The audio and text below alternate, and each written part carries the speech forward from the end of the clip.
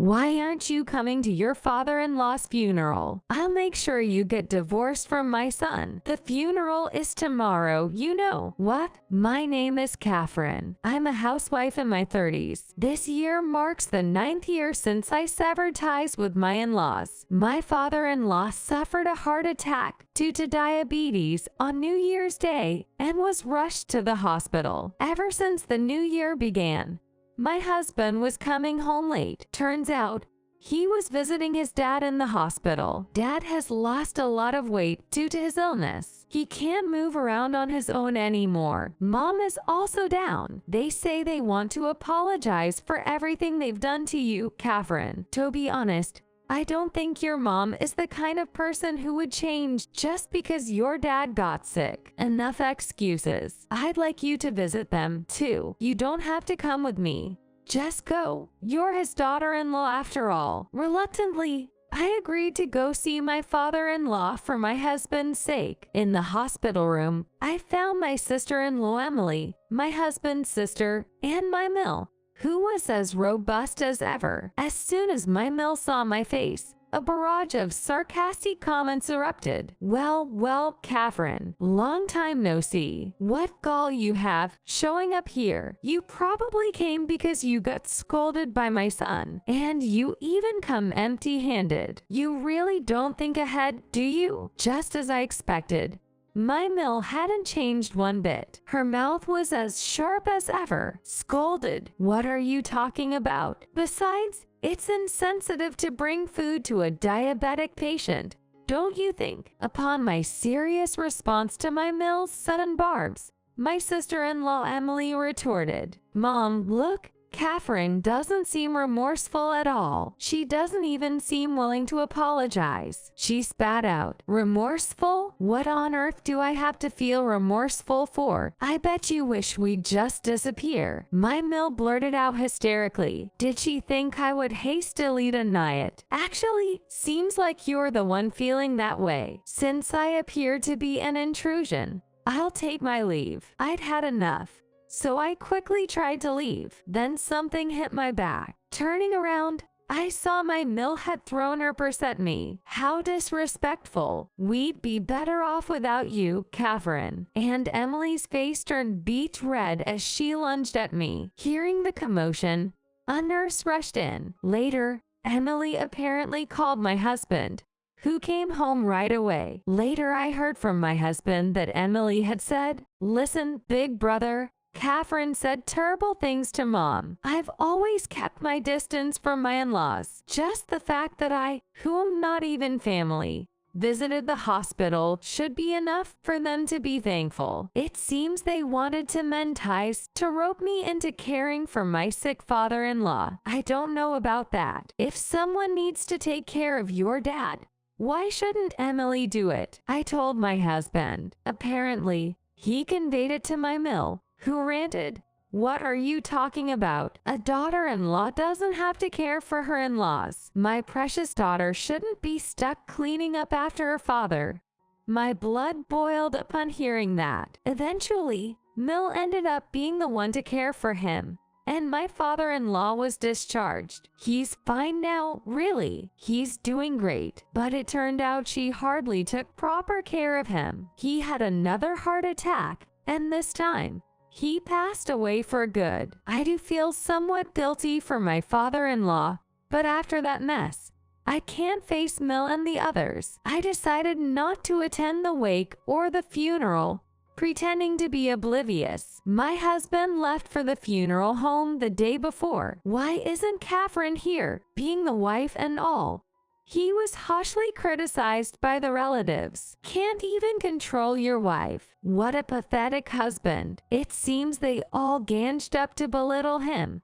And I received an angry text from my husband. I also got like 40 crazy calls from my Mill. I finally picked up, and she screeched, Why aren't you at your father-in-law's funeral? I'm going to have you divorce my son. The funeral is tomorrow, right? What? Wait, isn't the funeral tomorrow? I thought it was tomorrow. Catherine, what on earth are you saying? I apologize. I must have misunderstood. And with that, I feigned confusion on purpose. In the end, only my husband decided to attend. So, Catherine isn't coming after all, huh? He sighed in disbelief.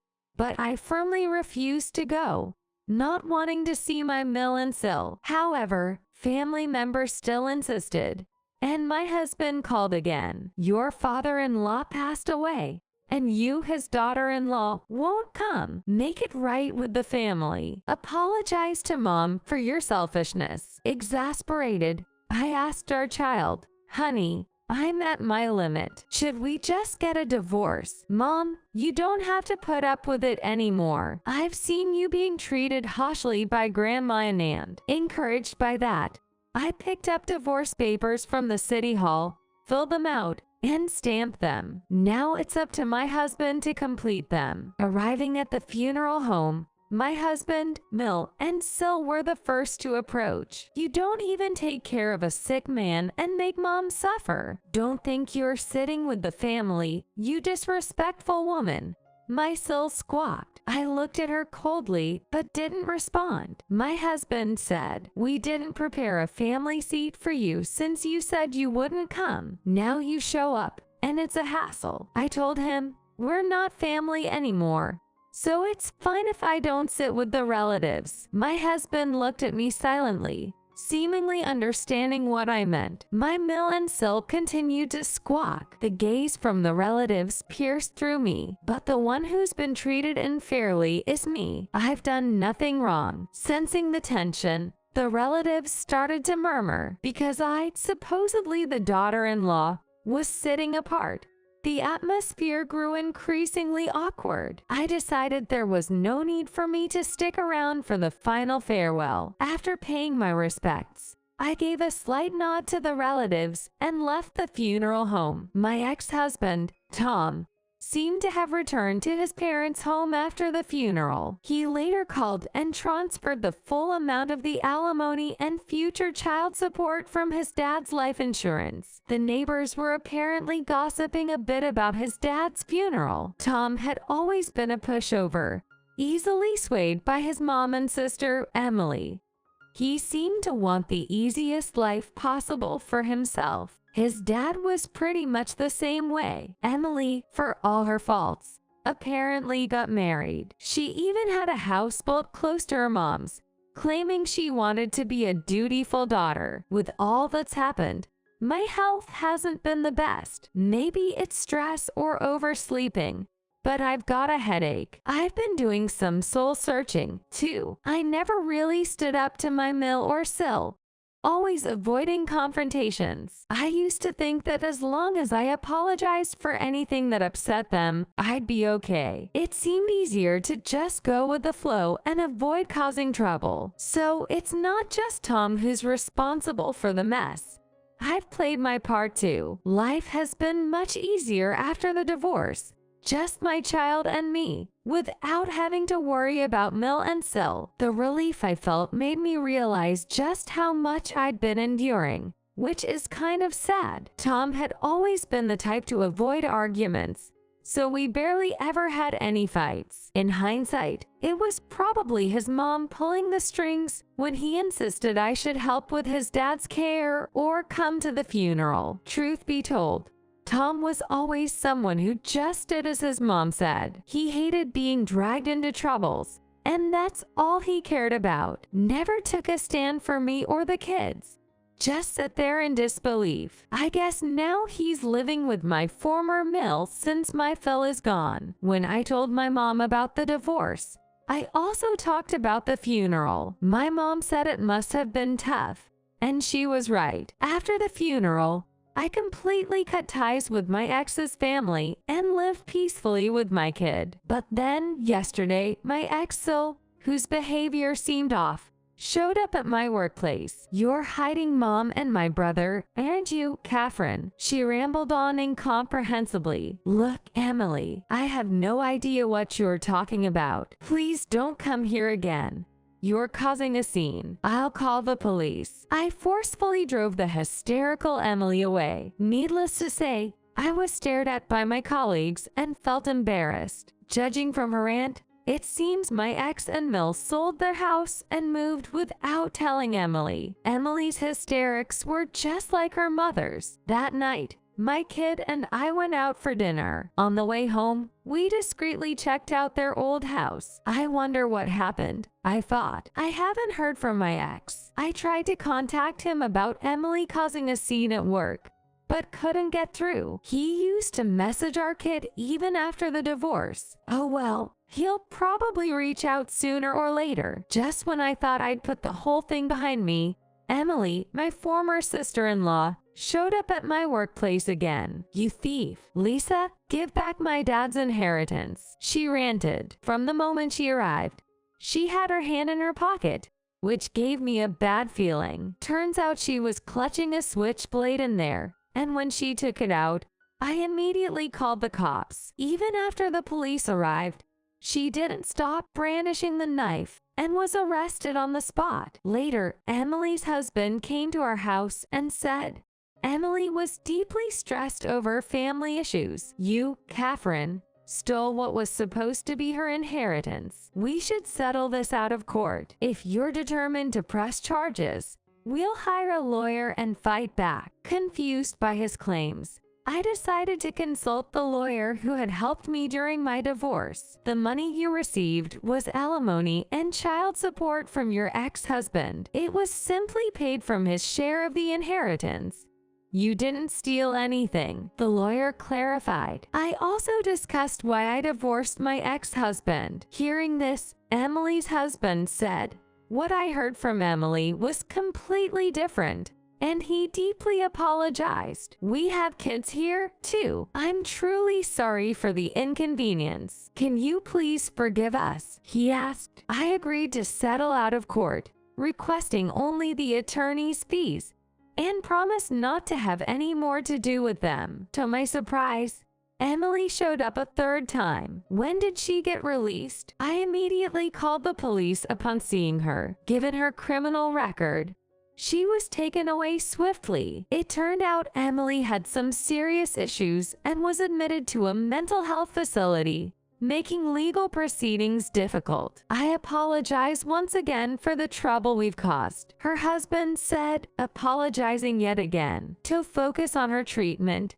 she moved to her husband's parents' home after being discharged from the hospital and lived with them under supervision. This was put in writing and considered settled for the time being. Apparently, my former in-laws are saying they should just get divorced. Then, my child received a line message from my ex-husband saying, "It's Dad. Long time no see. I've changed my phone number." I had my child reply, "Something serious happened because of your sister. Contact me as soon as you find out." After relaying this information, my ex-husband called and said, "I'm sorry Emily has caused so much trouble. She's complaining that she's not getting enough of Dad's insurance money." "What do you mean by complaining?" "She says things like, 'Dad loved me the most, so I should get the most money. Mom will get her pension. And Tom is already divorced, so he doesn't need much. Give that money to me." Emily never helps around her in-laws' house and only talks about her own gains and money matters. I've grown tired of Emily's behavior. Even after providing for her wedding and house,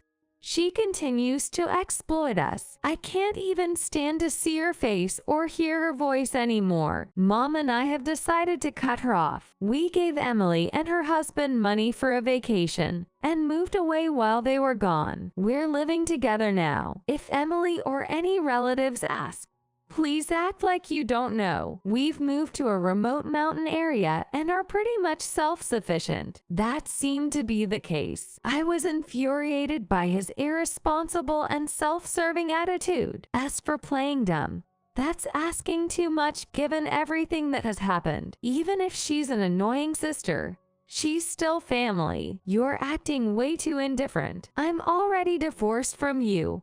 We're strangers now. Don't contact me about such things anymore. I was on the phone, rattling off, "No, Catherine, that's a problem." My ex-husband may say otherwise, but I couldn't care less. Just so you know, the inheritance from my ex-Phil that they claim I took is actually in my ex-SIL's name. According to her husband, it's all untouched in the bank. She's discussing with my ex-Mill and maybe returning.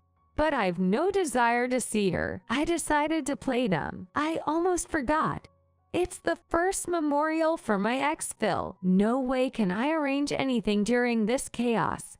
And frankly, I don't want any future dealings with that family. It's been a hassle at work, too. If this happens again, I'll be in deep trouble. I've even had to request an apartment transfer. Luckily, my ex still doesn't know where I'm living now, but it's still on my mind. I can't move too far away because of my kid's school, but I'm considering relocating. I've been living with my child ever since, without thinking of remarriage. Got another message from my ex. For my child. Apparently, my ex-Mill is hospitalized. My ex doesn't want to take care of her, so he's leaning on my ex-Sil, who is already saddled with taking care of my ex-Phil post-discharge. She's already stressed and doesn't want to deal with caring for my ex-Mill. What the heck does he plan on doing? He might be hinting that I should take up the caregiving.